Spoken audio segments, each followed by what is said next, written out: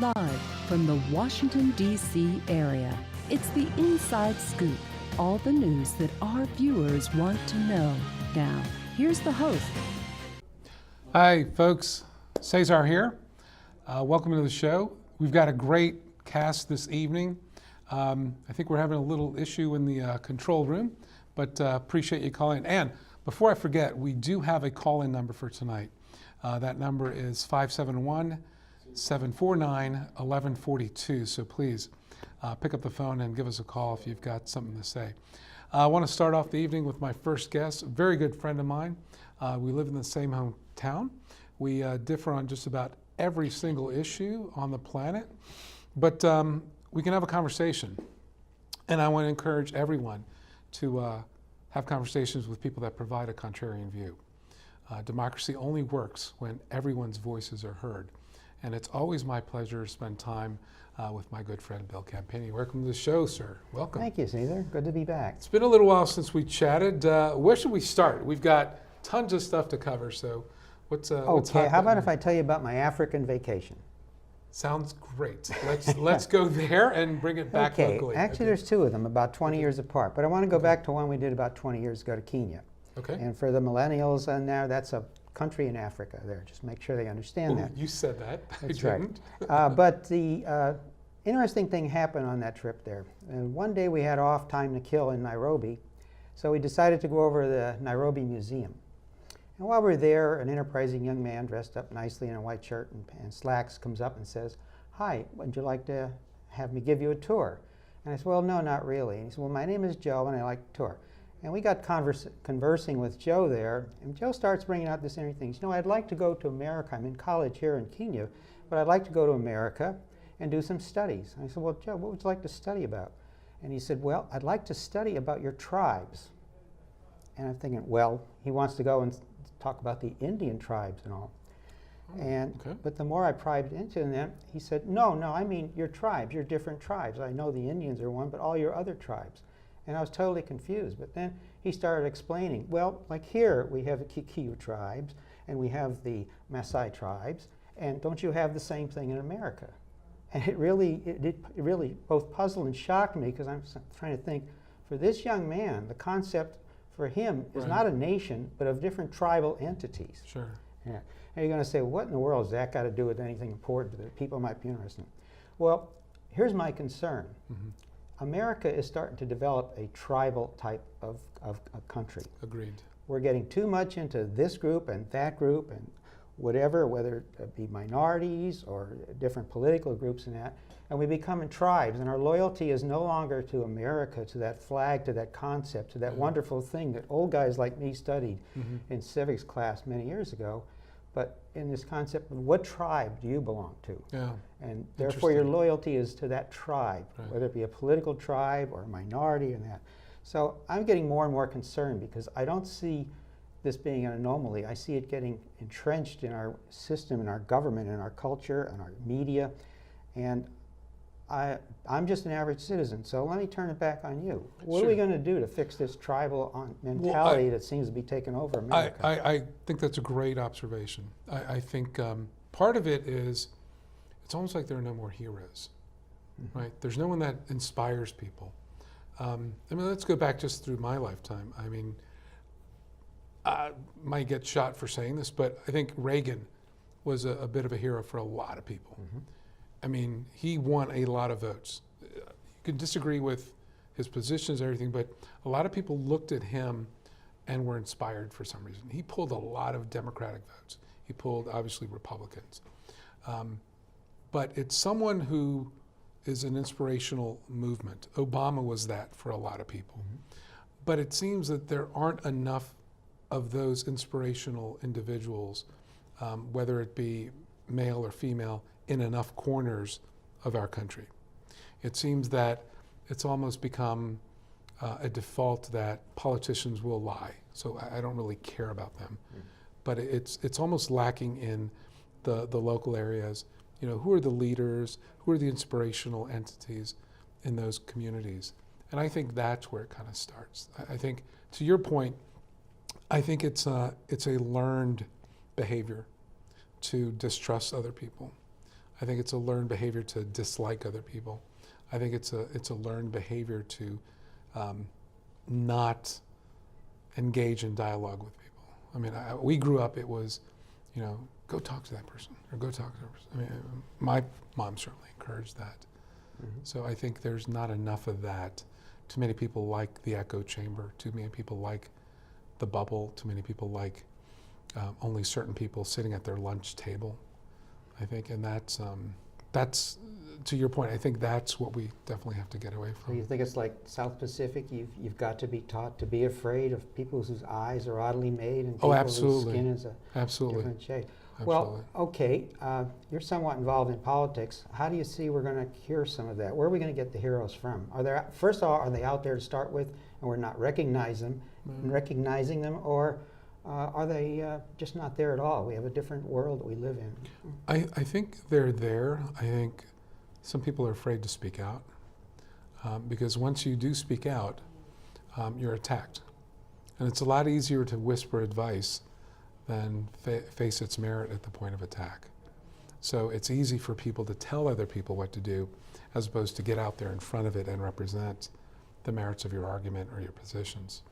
But mm-hmm. I think there are a lot of folks, I talk to a lot of folks, their apprehension is around how do I do this? And when they do start to speak out, and I will tell you, just as the former chairman of the party, they're not always encouraged to speak out, and they're not always welcomed within the party system. And I'm sure it's true for the Republican side as well. When you get new people, they're not embraced, and that's something I think the parties need to do. The seats, the elected official seats, aren't the seats of those elected officials for life. Those seats belong to the people, and we the people decide who sits in them. So just because you're elected doesn't mean it's your seat. You can occupy it for this time frame, but those seats belong to the people. And I think the parties need to really do a better job of not just outreach, but welcoming and maintaining the people that do come forward. Because it's quite a step to say, here I am, how do I get involved?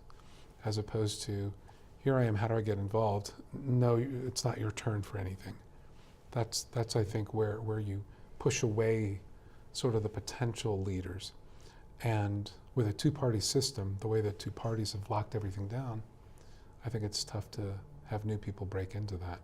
Well, this may not be sacred on the altar of political correctness, but are programs like this emphasis on diversity and programs like that, are they actually harmful in the long run in that they are calling more of this tribal mentality here? Like, I look upon this coin that I brought as a prop here. Mm-hmm. Every coin in America, every dollar bill, has this e pluribus unum. Mm-hmm.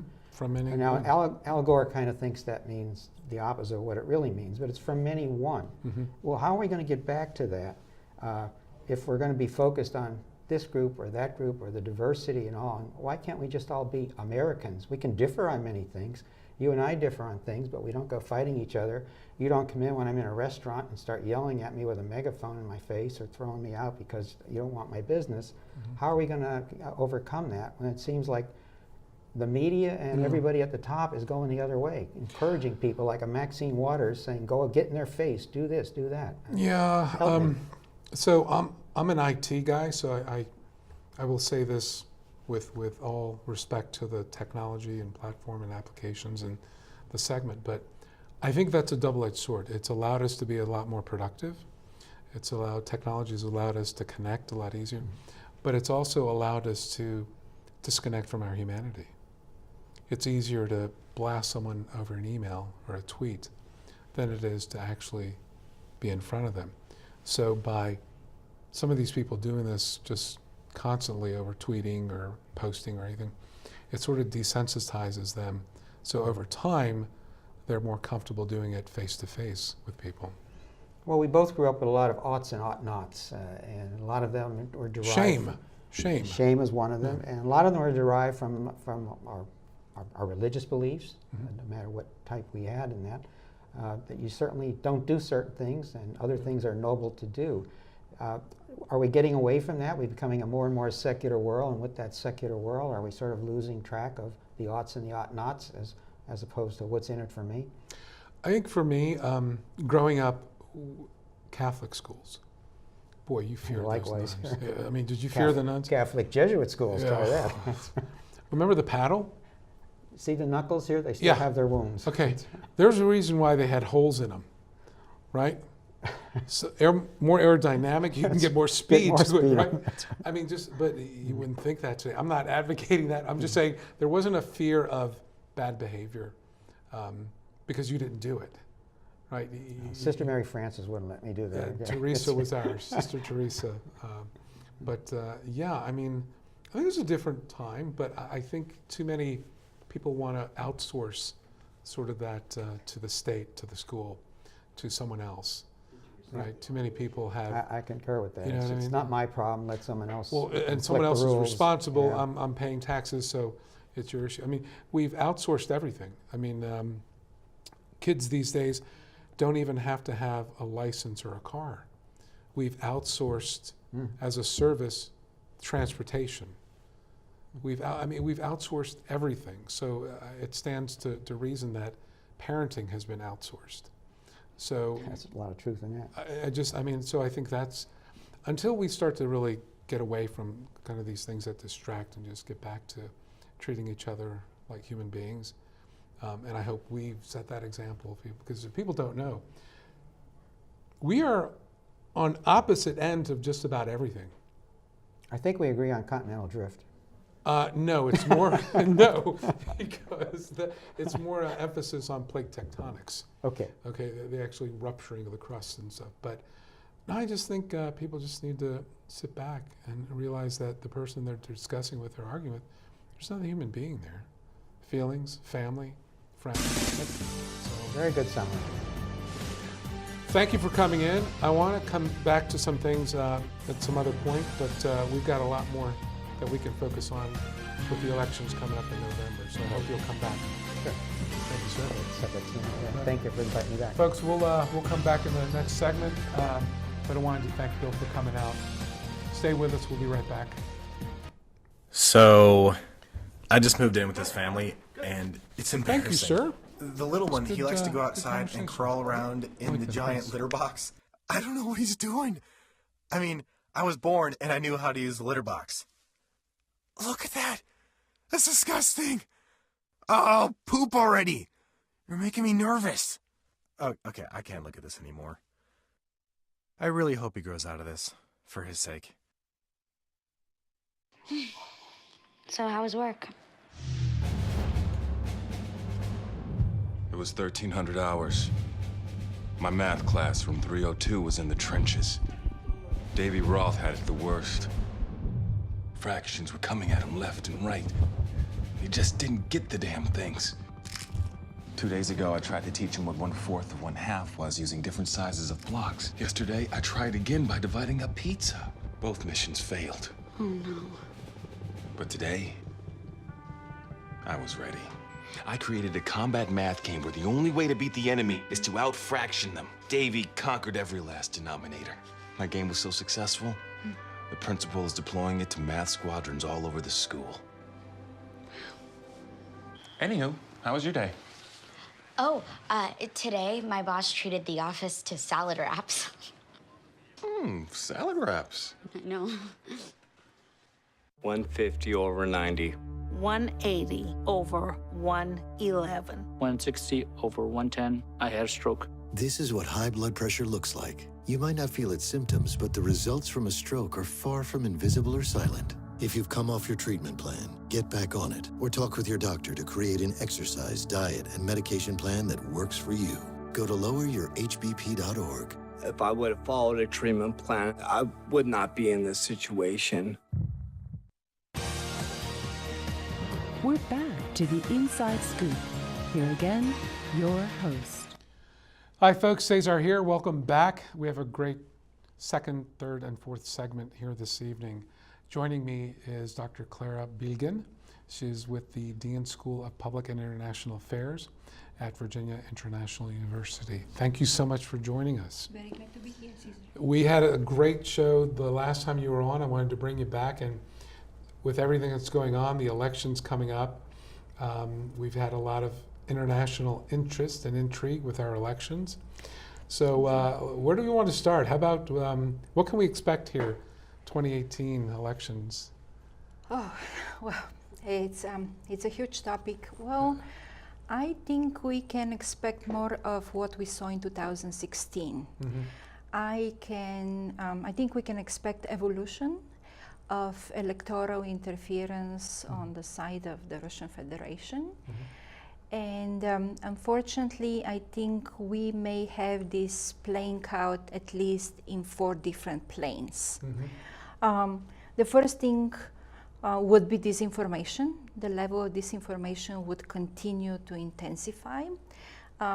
In 2016, the level of disinformation was more related to one or the other candidates.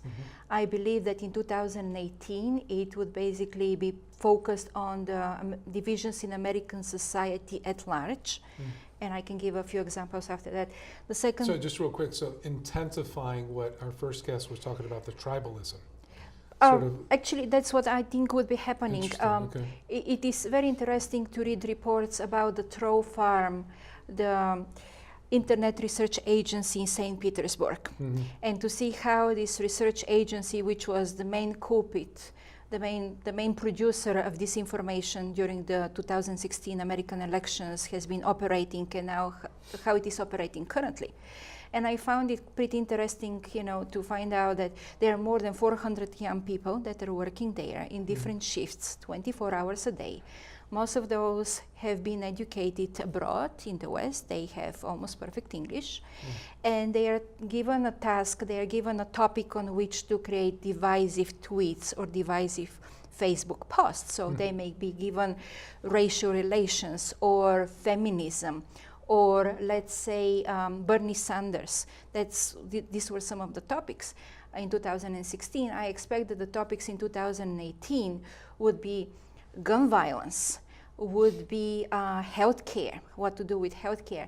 So in my opinion, now we will have a much wider array of topic that would be very divisive, and whether they would be on the left or on the right, the extreme posts would be spread out on the 2 extremes of the pole. So previously they were mostly anti-Clinton and pro-Trump. Now they would touch on every single cleavage of American society. So the scope and the array of those on those posts would be much broader. And I just wanted to mention some of the last ones that were quoted by Facebook. Some of the fake groups that have been identified just this last month. So some of them are Black Panthers as fighters against the Ku Klux Klan, woke blacks, back the batch, the South will rise again, stop all invaders, United Muslims for America. So just out of these really to create and pour salt in this sort of injured relationship between the races. And imagine, we are a very, very diverse society. Absolutely. So if you look at the American flag, you can say every one of our fibers is made out of different ethnic or racial or language group. And if you start to pull one and then the other, what would be left of the American flag? An old rag, because we would basically break down this texture which we have been creating for generations. So let me challenge you on some of that. So we are aware that they are systematically targeting these divides with these faux, I guess, action committees or action groups? Yes. Okay. That's scary. And if you start thinking about it, that riles up a lot of fear. It is, and something that really caught my attention was a quote from John Kelly. He's the CEO of Graphicam, a social media intelligence group, and he was quoting that this kind of posts on the extreme left and on the extreme right, triggered mainly by Russian bloggers, are 20 to 25 to 35 more than regular mainstream posts put on the internet by regular users. Sure. So you could imagine that our social media space is put on steroids and basically broken apart to the extreme right and to the extreme left. Yeah. Well, it's because it was proven very effective in the last campaign. Yes. Just going against one candidate, but now you're not going against a candidate. You're going at the very fabric or fiber of our culture. Yes. Right. It proved very effective. I mean, I want to kind of mention here that before it proved effective in the US elections, it had proved very effective in Eastern Europe and then in Western Europe. So these strategies were tried for at least a number of years in Europe, where they were also very effective. Thinking about Brexit, thinking about the Catalonia referendum on independence, before they were... But those are more economic based, correct? Not necessarily, not necessarily. I mean, the agenda there, the agenda on the Russian side, has been since basically the 1990s to undo the democratization and new alignment of Eastern Europe with the West. This was the more regional agenda. Now I believe that the Russian agenda is more global, disruption of the liberal order and the US alliances on a global scale, not just in terms of Europe and Eastern Europe. Wow. But in terms of the elections and what is coming out from the indictment by Biller, and what we see in the reports is that the disinformation would be just one element. Then you would have illegal campaign financing. We have heard about some channels, including the National Rifle Association. There are other conservative groups. There may be some liberal groups that would be receiving this kind of illegal funds. It may be that they may not know where the funds are coming from. But I am expecting that in order to boost this divisiveness, a lot of groups that are more active and more on the extremes would be receiving money. They may not know where this money is coming from. So all campaigns have to be very careful in 2018. We already heard that at least 3 of the candidates or current congressmen, their campaigns have been hacked, or effort has been made to hack them. I believe that this would continue, and it's very likely that almost everybody who would be running for 2018 elections, everybody's campaign would be hacked in this way, in some way, or at least such an effort would be done. So what would the purpose of the hack of a campaign be? I'm still not, I mean, people say that, and I'm trying to understand. The only thing the campaign would have is, data on donors, targeted voters, but I mean, there's not a lot of data that... Well, I think that once you hack a campaign, you have information about strategy. Okay. Yes. You have information about donors. You would have information about any potential compromising material or a shameful act. And frankly, the Russians and authoritarian regimes like to use compromise and shaming material. So you may not find anything that may be of help, but if it is not costly to enter into the database or the campaign, let's say, paper trail of a candidate, why don't you do that? Yes, you may find something there that may be coming of you. So it is more of an opportunistic tactic. But the other one would be the hacking of voting infrastructure. And this may be an opportunistic tactic, but it may be something that gives you a lot of payoff. And so how would that work? Let me double click on that. So, okay, so because here in Fairfax County, the machines aren't networked. Correct? Yes. Well, so one of the problems is if you have machines that do not produce paper trail. Okay. So beyond the software, you don't have any information of how the voters actually voted. Right. So you cannot do a recount. So let's say that the software, the machine is hacked, and and the vote count is changed, you wouldn't know that this is done. Yes. Now, thankfully, since 2016, most of the states have taken measures to limit the amount of machines that do not have a paper trail. Yeah, because we have paper ballots here. Yes. I think that Fairfax County is doing a great job of having a paper ballot and then using the Scantron, so you can do the count electronically, but you also have the paper trail. Right. So in need of recount, we can look at these ballots and say, yes, well, we have in this polling section, we have 2,000 people who voted for this candidate and 200 that voted for the other candidate. Yes, we can do the recount. But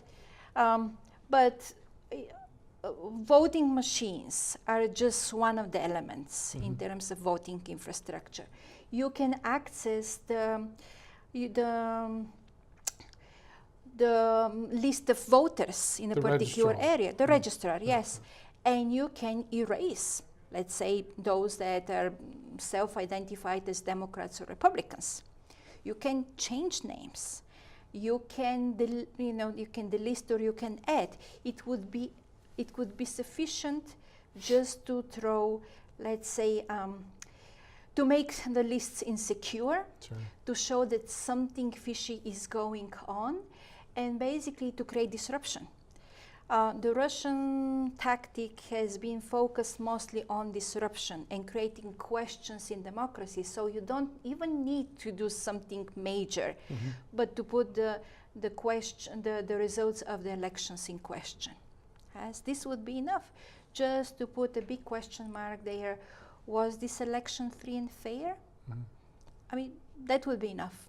Unfortunately, that would be I could see that vulnerability really being exploited, because every county, every locality, every state has a list of voters. Yes. And should that be compromised, that is where you could really affect the outcome of elections. Absolutely. Because then as people go to check in, or they're told, well, no, you're really not registered, and there isn't same-day voting registration. So that would be I would hope that most states are addressing that vulnerability.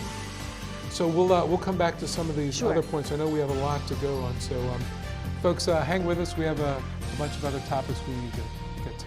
Thanks. Okay, so we drowned the fire, stirred it, drowned it again, and now just feel if it's cold. Yeah. Cool.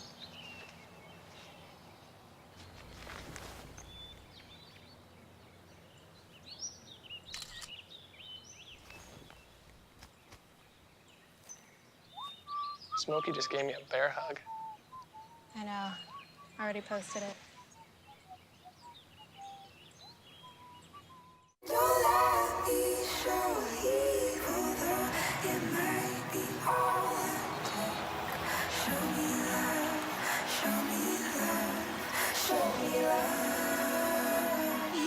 I got a creak in my neck, limp in my step, cramping in my muscles every time I try to flex. Never know what's get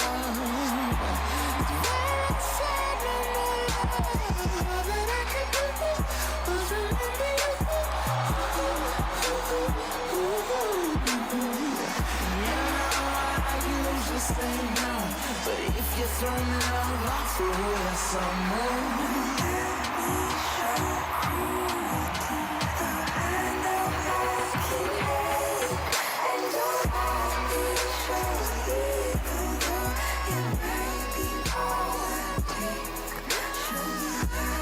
It's a big responsibility. Oh, it's huge. I know, it's huge. And the salary. Oh my God, yes. Right? I mean, like, I was about to move in with my parents, and right before, so this saved me. I really believe in you, Thank you. It's nice to hear that from someone. These are cool. Did you, what did you...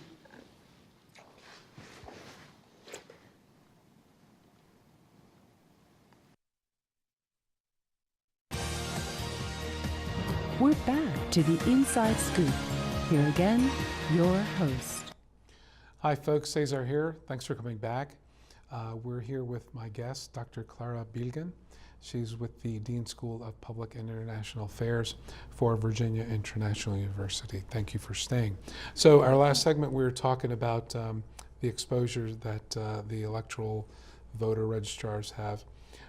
How do we get out of this? How do we bargain? How do we deal with this Russian threat? Well, I think that we just have to really think about Russia in a different strategic way. We cannot negotiate with Russia at the moment. I don't think that any more summits a la Helsinki would be helpful.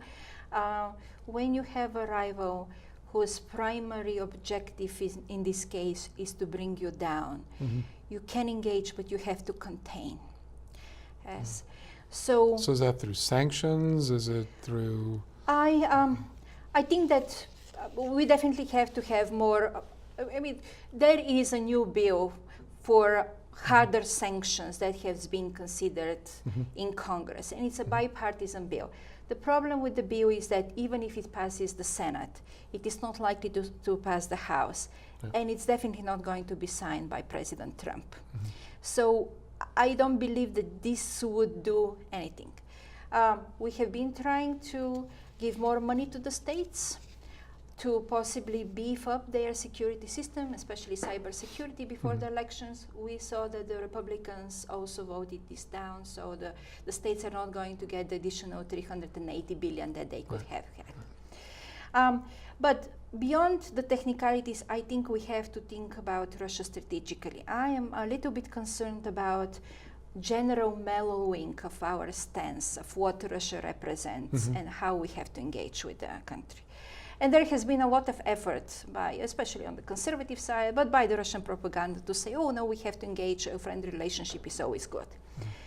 A friendly relationship is always good when you have things to share, whether those are principles and norms or interests. And for me, the bigger problem here is that I don't see us sharing any of those.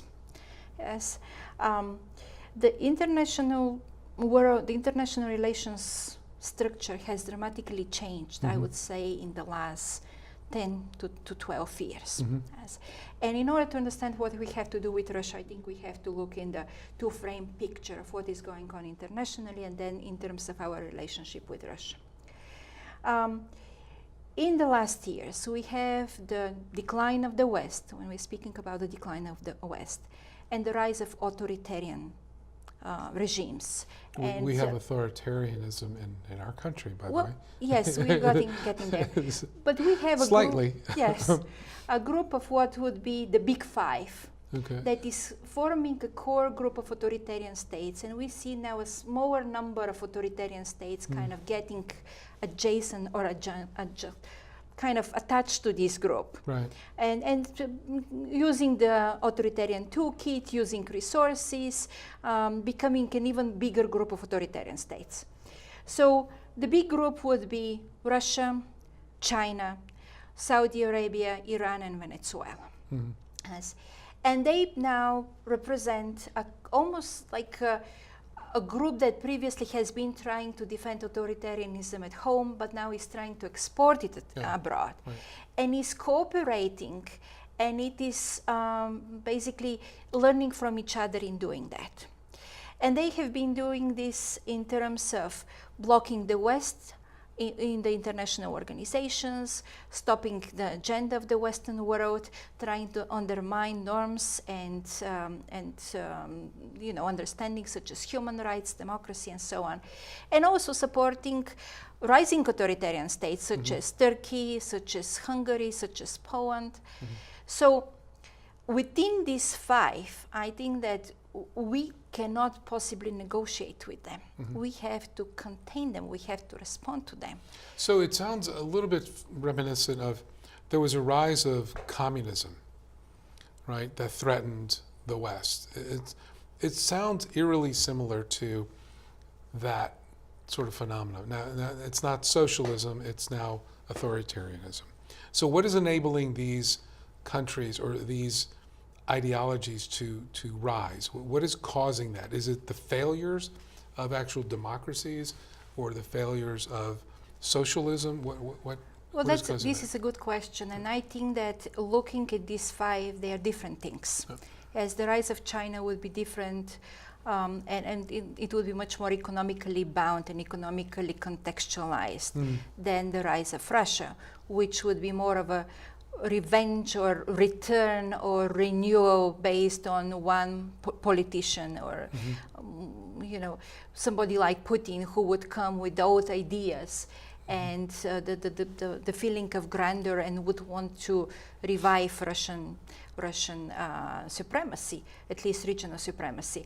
And then Iran would be difficult, it would be more of a theocracy, and Saudi Arabia would be also kind of coming from a different point of view, while Venezuela would have more the socialist path of Maduro and a different project. So the thing is that what drives those, I mean, it's the big drive is always a strong and ambitious person at the top, and non-democratic structures around, non-accountability. Yes, so it may be historic legacy or it may be an economic opportunity, but the fact is that while previously authoritarian regimes were sprinkled here and there, and they were not necessarily cooperating on an international level, and they were not necessarily swapping tactics, this is what's coming now. And well, it's because the end goal was pure domination. Yes. Pure conquest. And the more successful those countries are, and in this case the engines here would be China and Russia, the more the model of authoritarian state, which is economically powerful, I mean, with the exception of Venezuela here, and unaccountable domestically and internationally becomes an acceptable example, even an attractive example to other countries. So when we look at Russia, we have to see Russia as part of this, cohort, and also the one that plays the spoiler, the disruptor, vis-a-vis China, which basically plays the main rival, the builder of the future in a different pathway. So within this context, I mean, can we cooperate with Russia? What are really our cooperative points or places of convergence or understanding? What do we have to negotiate with? What do we have to negotiate? Yeah, sure. Well, we do have one thing, and this would be really nuclear non-proliferation and the START treaty. I mean, our President Trump and President Putin mentioned on a number of occasions that it has to be updated. We have to account for new military technologies, for cyber threats, for other elements of security that were not there when this military treaty was negotiated. But frankly, I see this one the only main place where the two governments can come to some kind of mutual agreement. Beyond that, I'm wondering what else? Do we have any point of conversion on Crimea? We basically want totally different things. Do we have point of conversion in Syria? We were backing the pro-democratic forces. We were fighting for the end of the Saddam regime, for the Assad regime. And the Russians are totally on the opposite side. If they have not involved in 2015, the end of 2015, possibly we would have reached some kind of political resolution there. A lot of lives would have been spared. So we are on the opposing sides in Syria and in the larger Middle East, in Eastern Europe, and this is a kind of a really painful point for me. Everything that was achieved in terms of democracy promotion, accountability, more of a market reform, transparency, has been lost to some extent in Eastern Europe, and largely because of very deep penetration of economic Russian interests. And in Eastern Europe, we basically say, the Russian state is creating these special forces or special political partners, and either they buy them or they coerce them. Yeah, but economically, I mean, Russia's not that big of an economic force. I mean, when you compare it to the rest of the 1.34 billion in terms of budget. Yeah. Not really. So, in terms of an economy that is currently either experiencing negative growth or relatively small growth, an economy that is in decline. So why are they able to exert such influence on, I mean, a fairly progressive set of countries, like in Eastern Europe. What failed there? What was it that? I think that it is really a very smart strategy. It is a smart strategy that is focused on exploiting all the weaknesses of democracy, such as, free media, such as pluralism. Interesting. Such as elections in which you can back different candidates. Yes. So we have to create our resilience against that. We had a call from a Brian from Fairfax. The question was, a lot of these states named don't like each other. How does that cooperation work? And that was kind of what I was getting to, in a sense that, what is it that is driving, these different authoritarian governments to be almost symbiotic?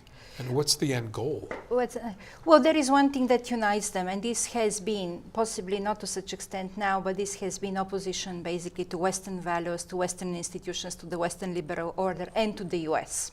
As all of those countries, to some extent, but to a large extent, has been unified in their foreign policy against the West and against the US.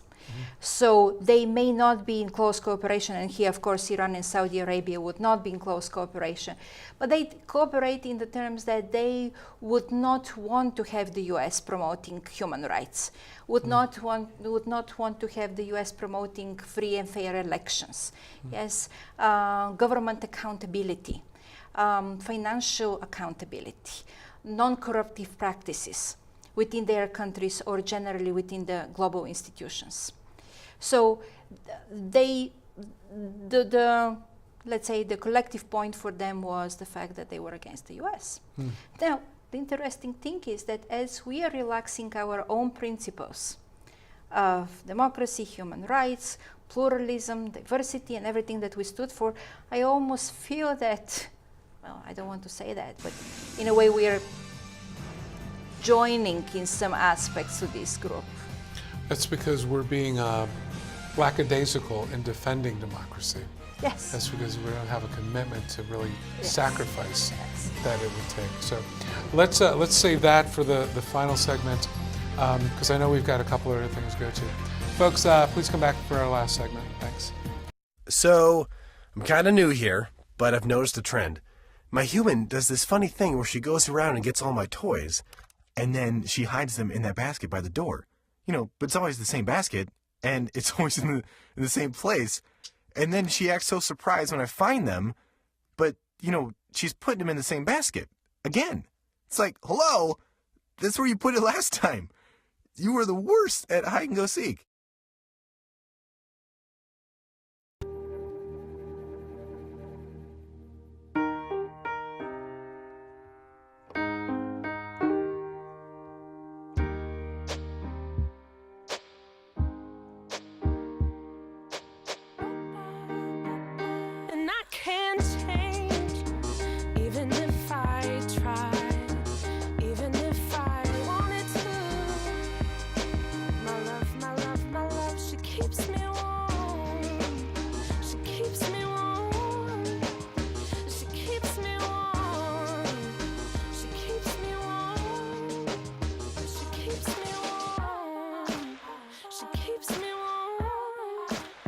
We are neighbors and best friends. I love my sister. My heart doesn't see race. Love is love. Our family is no less than any other family.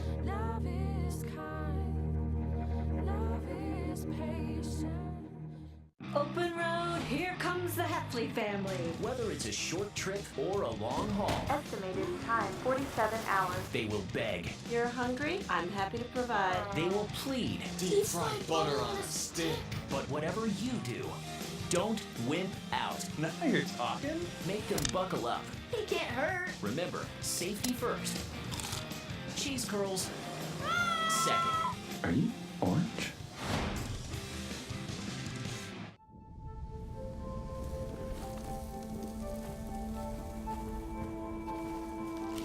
Eva Marie smoked 12,000 packs of cigarettes over 15 years. She quit, and now there's a new lung cancer screening that could save her life. You stopped smoking. Now start screening. No matter how much you smoked, early detection could save you. Talk to your doctor or learn more at savedbythescan.org. We're back to the Inside Scoop. Here again, your host. Hi, folks. Thanks for coming back. We're here with our guest, Dr. Klara Bilgin from the Dean School of Public and International Affairs with Virginia International University. Final segment, let's get through some of the more touchy areas. Let's talk about Russia, their military, the U.S., and ultimately what we can do as a country to stave this off. So, Russia, military. They're still investing, right? They're still investing, and there are a couple of points here in terms of investing. Something that the Russian state has been perfecting in the last several years, this would be the hybrid warfare, using all kinds of tactics available, from cyber penetration to public manipulation, to propaganda, to special forces, to regular forces that give you possibility to touch on the weakest points at the same time, but at the same time you have plausible deniability. And I would invite the viewers here to think about, not the annexation of Crimea, but basically the invasion of Ukraine. And that this involved a lot of those elements at the same time. So this is usually led to, it is done in such a way that there is no one critical point in which the military forces throw into the territory of another country and you have to stop it, and it is now or never moment. So this hybrid warfare, we have to find a way to respond to it, because this would be the continuation of military. The cyber one we touched on earlier, I mean, that's still, for me, that's the most fearful one, because what was traditionally our strength, our diversity of culture, our ethnic spectrum, that is a strength of this country. And it is now being used and exploited to create the divisiveness that we see amongst each other. We're turning on each other, in essence. And that for me is a long-term concern. I would actually agree with you. I think that this should be our long-term concern. I feel that now we could hardly talk to each other, and it's not only on partisan basis. You know, it has always been the case that on partisan basis you may not agree with your opponent. Now I feel that there is the element of ethnicity, there is the element of religion or non-religion, of urban versus rural. So these are long-term conflicts which would go beyond the 2018 elections. And I don't even see, I mean, I would be very happy if some of your viewers see how we are going to heal that. As when I hear, wow, let's take our firearms and go against the people of what? Fairfax? Come from where to where? This is for me much beyond what would be politics. It's almost like, I think our first guest, Bill Campenni, said, we're not looking at each other as Americans first anymore. It's almost like we've lost that identity. Somehow that has been taken from us. Somehow, somewhere, we and almost... it happened very fast. It's amazing how fast it actually happened. And you know, and currently, what does it represent to be an American? But this goes beyond the U.S., because the U.S. democracy model has been the one to be followed around the world. When I speak with my colleagues, sometimes I would say, yes, I mean, there is a democracy decline in this country or in that country, but it doesn't matter so much, because this country has never been a democracy. It vacillates, it may come back.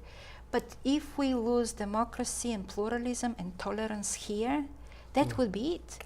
There is no other model. Think about it. Is there another one? No. Yes.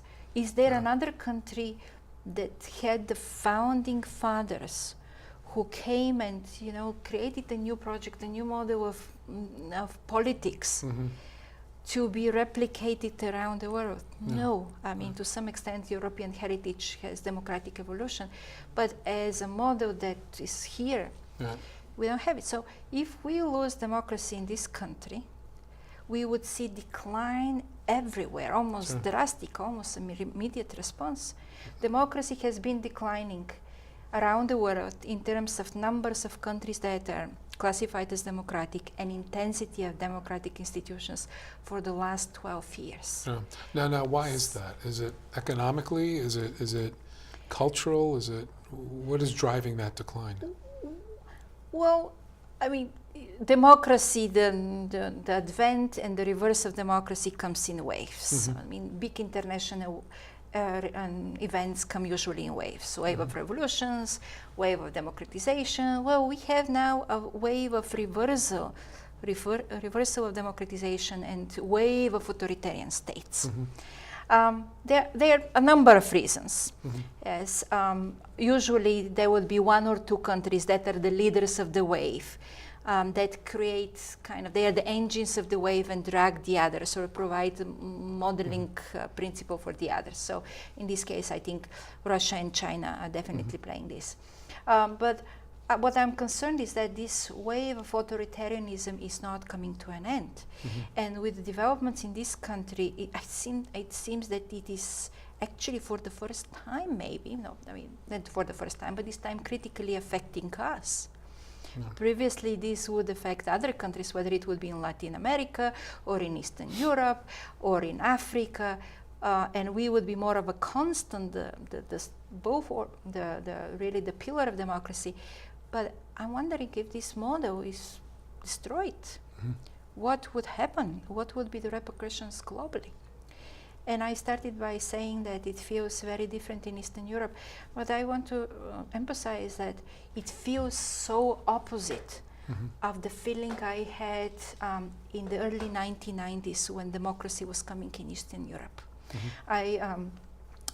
I was finishing high school, going for a master's degree at the university, and I remember the giddiness. I remember this feeling, especially among the youth of Eastern Europe, that the world is opening, that opportunities are now endless. People can travel.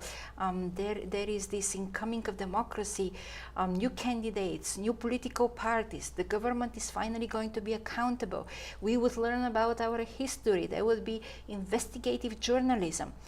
We would become normal state. We would become members of the Euro-Atlantic integration and the global community. And now when I go back, I have a feeling that this was a window that 28 years, and we are reversing every single one of these elements back. Wow. So Helsinki was for me the counter image of the meeting between Reagan and Gorbachev. You see, everybody had their interpretation of Helsinki, but for me, if this was opening and changing of the world for the better, for more, of the good stuff. With Reagan and Gorbachev. Gorbachev, yes. Right. Of more giving people agency, of starting to care about human rights, of keeping governments accountable. For me, this meeting, the Helsinki meeting between President Trump and Putin, was just a very symbolic moment of closing this 28-year period and starting something much more severe. That's the most profound thing I've heard. Yeah. And when you have lived through the one very critical and momentous period, you kind of have a sense for this. Because Reagan was very strong. He was very deliberate in what he communicated. He was very specific when he said, tear down this wall. Right, and what we had a few weeks ago was someone that could not stand up for America. In fact, he took the opportunity to tear down some of our institutions or not support them. And for the democratic world and for the democratic institutions in general. So it is beyond the two presidents. Unfortunately, it is beyond the agenda of where we have meeting points or we don't have. See, I thought it was bad. I just realized how bad it really was because it marked the end of an era. Yes. So where does this go from here? How does this repair? How does this evolve? Well, I think that we have. How does it repair? I think that in the last 5 years, 6 years, I mean, this started even during the time of the second term of the Obama presidency. The U.S. have so much disengaged from, from a lot of regions. The country or the people or a little well, of both? If you look at the opinion polls, the people, in terms of we don't want to be, supporting democracy and bankrolling democracy abroad. Interesting. But in terms also of diplomacy on the ground, and I can speak here about Eastern Europe and the Balkans, but also in Africa, to some extent in Latin America. Yeah. And politics does not tolerate vacuum. So this vacuum has been filled very fast. So the absence of our leadership and guidance and inspirational leadership, because we don't want to sacrifice, we don't want to pay, we don't want to fund these items that you can't put a dollar value return on immediately. Yes. So with especially we have very much kind of been disengaging since the Arab Spring of 2011. So we have disengaged in terms of democracy promotion, but also in terms of diplomacy, in terms of development to such extent. Let's see what has been the budget of U.S. aid in terms of shrinking budgets. And the only way our current government is trying to compensate with this is with a beefed up military budget. Yes. And I'm thinking by then it's lost. The war is lost at that point. Yes. So we would totally give up our soft power and we would focus on hard power. And I think this is what the idea is currently. What kind of world it would form for us? It's a world that lacks long-term strategic visionaries. It's a world that lacks someone to look beyond their election term. Right. And even if we have a different president with a different agenda, I mean, would this be too late? It's very likely.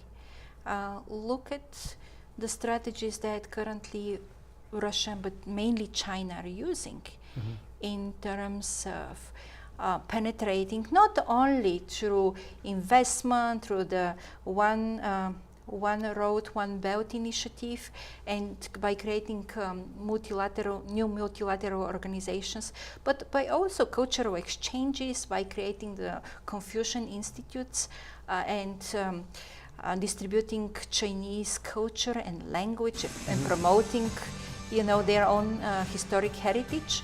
How can you take this one back? Can you?